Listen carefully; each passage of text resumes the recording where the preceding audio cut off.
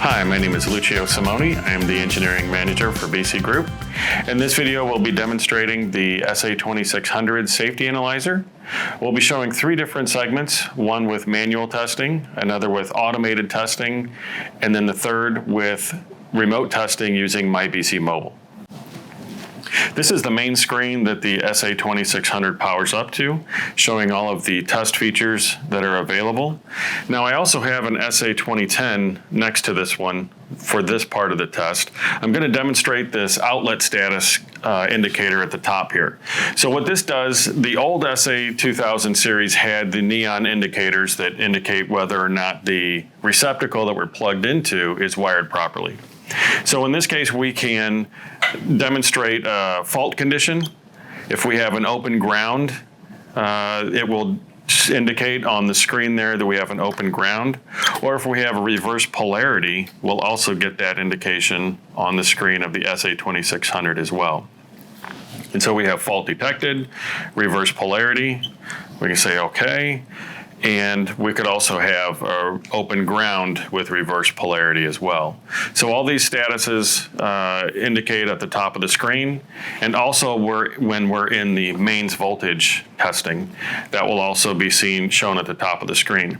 Now in some cases we have international, or if we're using 230 volts for our main supply, we'll actually have two hot leads, and in that case we could get some false indicators similar to the old neon indicators on the SA-2000. If that's the case, we may want to turn off the outlet status indicator so we don't get those nuisance messages. And now that warning has gone away. And now we can go on to the mains and lines voltage measurement. By pressing that button on the main screen, we can see here that we can measure the incoming line voltage, which is important to make sure that that's correct before we proceed with the rest of the testing. Okay, so now we've completed the outlet status indicator testing and the line voltage measurement. So I went ahead and removed the SA-2010 from our test configuration just to clean up our test setup a little bit, declutter our workspace. Now we're going to move on to device current. So I can select device current from the main screen. In order to apply voltage to the device under test, we can see the status indicators on the front of the SA-2600. It defaults to the hot being open. So I'm going to go ahead and close the hot terminal on our test receptacle. Neutral is closed, ground is closed, and polarity is forward. So now I have a normal status condition for my test receptacle. I'm going to go ahead and turn on the device under test. And once it's powered up and stabilized, we can get a device current measurement. Now we might also want to measure this with various fault conditions. So again, we can press any of the buttons on the front of the screen or front of the SA-2600, and we can create, say, an open ground or reverse polarity. When I press the open polarity, it's going to temporarily open the hot and neutral terminals on the receptacle. That's just to make sure that we don't damage the device under test by reversing the polarity of the power too quickly. When I do that, I'll have to go back in and turn on the device under test, and we can monitor the current measurements as it's running, as it's powering up, looking for a worst case condition. We can open the ground or open the neutral and hot terminals to create single fault conditions while we're measuring the device current. The next function we'll be testing is earth resistance. From the main screen, I just press the earth resistance button, and now I'm presented with the screen and measurements for earth resistance. So I need to remove the device under test and connect my ground pin adapter, and that allows me to do a zero offset for the cable, for the internal circuitry on the safety analyzer, and I can get a zero offset for that. And now I can make sure that all of that portion of the measurement is removed when I do my earth resistance measurement. Now I take the chassis clip and I connect to the earth ground on the back of the device under test. And now I can see the star above the ohms measurement. That's indicating that we have a zero offset being used, and our measurement is 0.067 ohms. I can easily get rid of that zero offset by pressing zero leads again, and now we can see the star goes away, and that measures the total resistance, including the internal circuitry. Now, if we have any question about that measurement, we can also measure the test snap on the side of the SA-2600, and this provides a 1 ohm nominal measurement, but it's important that we turn off the zero offset when we're measuring the test snap. So we need to make sure that that star is not present on the screen above the ohms symbol. We can go back to the home screen by pressing the back arrow, and we're ready for the next mode of testing. The next mode we'll be testing is leakage mode. From the home screen, I can press the leakage mode button. That takes me into the main leakage mode testing screen. I'm going to take the chassis cable and plug it to the earth ground on the device under test. I'm going to create a normal condition for the device under test by closing the hot and neutral and setting the polarity to forward. Now in this mode, I can't close the ground because when we're measuring the earth ground leakage, we need to put our meter in series with the power cord to the device under test. So I can't actually close the ground circuit. I can turn on the device under test and measure the worst case ground leakage. And we can also create single fault conditions by opening the neutral or opening the hot terminal one at a time and find out the maximum leakage current for a single fault condition. We can also reverse polarity and get our maximum leakage current reading with any single fault condition.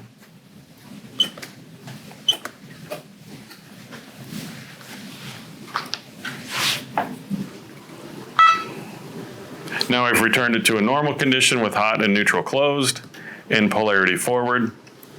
We can move on to our next leakage test mode by pressing the up arrow next to the leakage mode.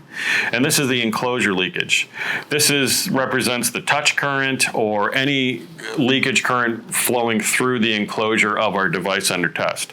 Now, if I don't have any ground lug or exposed metal on the device under test, the standard says I should use a metal foil and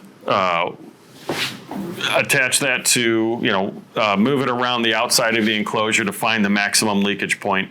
But in this case, we do have a ground terminal on our device under test, so I can connect the chassis cable to that ground terminal and measure my leakage current through the enclosure. Again, we can create single fault conditions. Now in this case, because we're not measuring the ground current in the test receptacle, we're measuring it through the chassis cable. We can open or close that ground terminal, and that simulates, again, a single fault condition to the device under test. And so we're looking for, we would follow the service manual for our device that we're testing, looking for the worst case single fault condition current, and make sure that that's under the limit for the device that we're testing. The next test mode is lead to earth, and that's going to test any patient leads to the earth ground on the receptacle. So we'll turn on the device under test, and again, we can create single fault conditions or normal conditions with the 4 buttons on the front of the unit. In this mode, we need to select which lead we're going to be testing.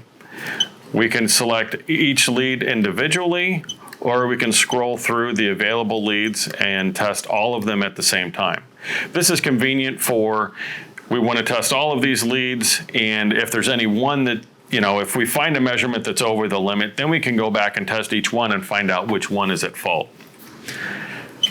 So we can create single fault conditions, open ground, open neutral, open hot, with these 4 buttons here, like we've done in the past.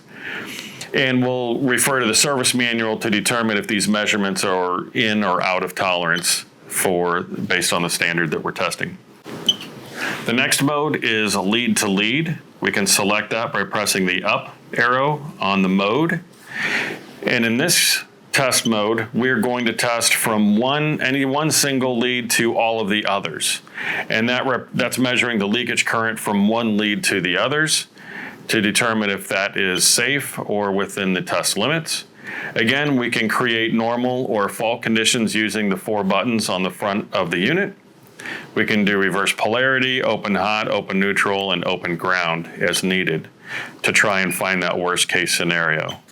So we'll go back to a normal mode, and we'll go to the next test mode, which is lead isolation. In this test, we're going to apply line voltage plus 10%. So 110% of line voltage will be applied to one of the leads, and we're measuring from that lead to all of the others.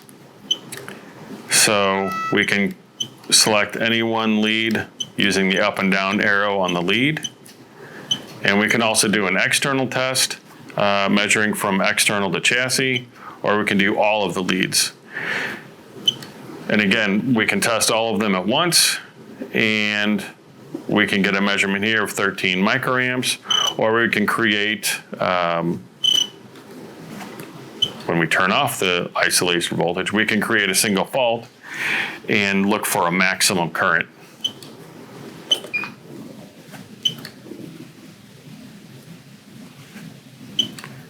At that point, we would rely on our service manual to determine whether these measurements are within the appropriate limits as set by the device manufacturer. The next test mode is point-to-point. That allows me to measure a leakage current. If I have a device that is hardwired to a main supply, I can connect an external and a chassis cable, and I can measure point-to-point leakage current through those 2 terminals. But in this case, we have a device with a power cord, so we don't need to use point-to-point measurement for this device. I can go back to the main screen by pressing the back arrow. And the next test that we'll be doing is ECG waveforms. This is a performance test. We can see on the screen of the device under test that it's showing us a normal sinus rhythm. We can select the waveform we want to simulate on the left, and on the right we can select frequency, and we can make sure that that is picked up properly by the monitor that we're testing. Again, we would refer to the service manual for the device to determine if the readings that it is showing is within tolerance and acceptable for its performance. The other waveforms that we have available for ECG simulation are sine wave at 10 hertz, 60 hertz, and 100 hertz. That allows us to test the filtering of the monitor or device we're testing. And then we have square wave at 0.125 hertz or 2 hertz. And then we have triangle at 2 hertz.